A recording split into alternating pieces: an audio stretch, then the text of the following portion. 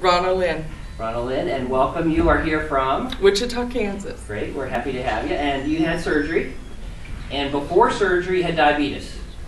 And so we can quantitate your diabetes by a couple of things. By one, tell everybody on the video how much insulin you took most days. How much in the morning, every morning? 58. And then during the day you would measure your sugar. At breakfast I took 34. All right. At lunch I took 34. Right. At dinner I took 34. And then at night? And at nighttime I took 58. And your sugars during the days prior to surgery used to be about what? 250 to 300. 250, 300. Now, you had your surgery last Wednesday. Tuesday. Wednesday. Wednesday, okay. Last week. Other than trouble with your memory. I should listen to you. There are good things about the surgery, but the memory.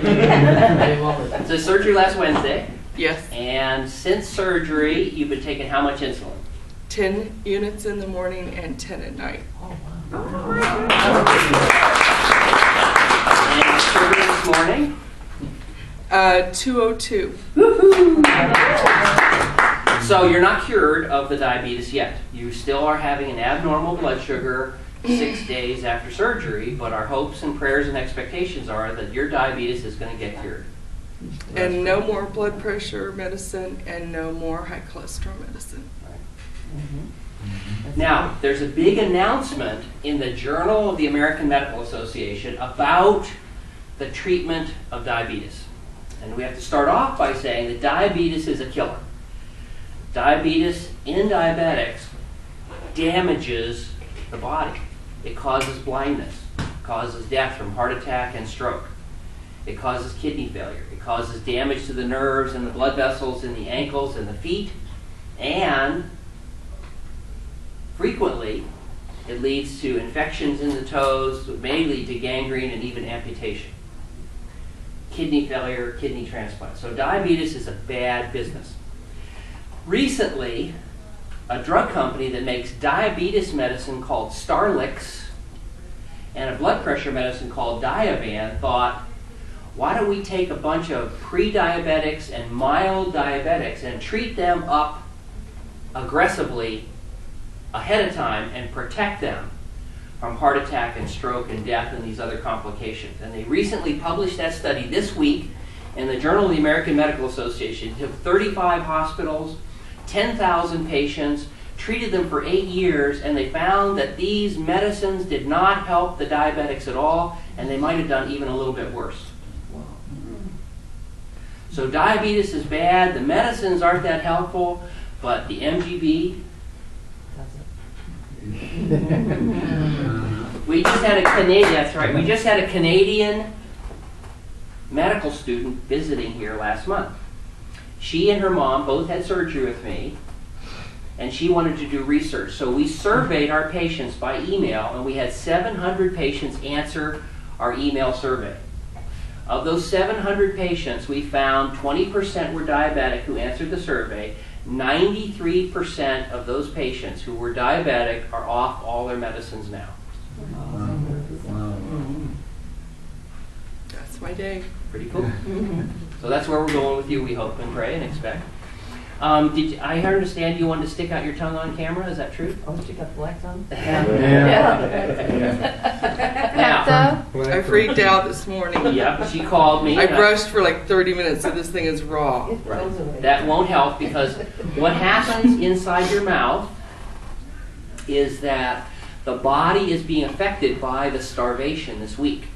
And the starvation leads to burning of fat, and burning of fat leads to the release of a breakdown product of fat called ketone bodies. And as an Atkins diet alumni, you know about ketones. Ketones are what's left over when your body burns the fat out of your fat cells. Ketones, as an idea of what it's like, you can think of acetone. Ketone is a chemical structure a lot like acetone. And if you don't know it, acetone you can buy in the grocery store or the drugstore because it's what they use as nail polish remover. And if you've ever smelled that stuff, it's a pretty powerful organic solvent. It's an icky thing you would never drink, and that's now coming off into the blood because you're burning fat, and it gets up, the blood vessels get in your mouth, and it vaporizes into your mouth and It's a gives you weird that icky, taste. horrible, metallic kind of taste. Yes. And no matter how much you brush, it won't go away. And you're also taking Pepto-Bismol. And although Bismol is pink, the Pepto-Bismol contains an element inside of it called bismuth. And that reacts on the tongue to form the black precipitate that you see on your tongue. Wow. So So it's not thrush. I don't think, just looking at it, doesn't look like thrush to me. Thrush usually is a little bit whiter patches in the back, and you get a sore throat with it. But you may still get thrush, but that looks like Pepto-Bismol. So keep taking it. I don't know that I would. You don't have to. I haven't had any. How long would that last? The thrush or the Pepto-Bismol? The blackness of the tongue. Usually lasts for a couple of days to a couple of weeks, and everybody's a little different. I mean, my stomach's not hurting or bothering me, so. The Tums as well, the same. The Tums you take forever, Okay. and that's in the manual, and there's a section on that. The idea behind the Tums are calcium, so they're good for your bones forever. And a lot of my patients think that they are smarter than me, so they stop taking the Tums after a while, and they start taking calcium tablets. But the calcium tablets are not antacids, so they don't help with ulcers. So we like the calcium in Tums. Okay. There's another subtle or tricky advantage of the Tums. If you watch some of the ads, you'll hear them say that calcium citrate is better absorbed than the calcium carbonate in Tums. So they'll say calcium citrate is better absorbed than the calcium in Tums, so they'll stop taking the Tums and switch to calcium citrate. But that's not thinking clearly about kidney stones. Now, kidney stones work like this. More calcium in the urine leads to a stone when it mixes with a chemical called oxalate. Oxalate is a chemical that goes in food like spinach and nuts and chocolate and things like that, and your body can't metabolize the oxalate, so it absorbs it from the gut, puts it in the kidney, mixes with calcium, and makes a kidney stone, which we don't want. You can actually decrease kidney stones by taking oral calcium, and then the calcium can form the stone complex in the gut, and you can poop that out. So like. Well, you prefer to have a calcium then that doesn't get absorbed as much because it stays in the gut, and that's why Tums is better. So don't take Citracal. No. And if I take a vitamin D3 right now, Good. 2,000 milligrams, stay with that plus Tums. Yeah, and you're going to have to look at your blood levels in a year to Okay. see what's what, because oftentimes the surgery can adjust that. In thousands of patients over 5 years, if you just take the vitamins alone, you'll be fine. Just take the multivitamin alone, you'll be fine. Recent research shows that many Americans are vitamin D deficient.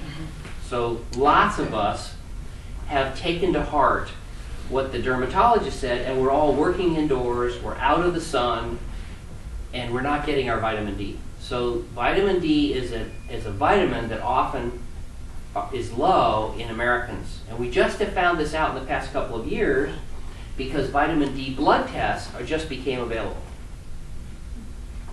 A few months ago, I was taking like 50,000. I use prescription strength, and then they put me on a regimen of 2,000. Right. You have to keep an eye on that vitamin D. Almost all of us probably should have vitamin D levels checked, and there's lots of exciting new research suggesting high vitamin D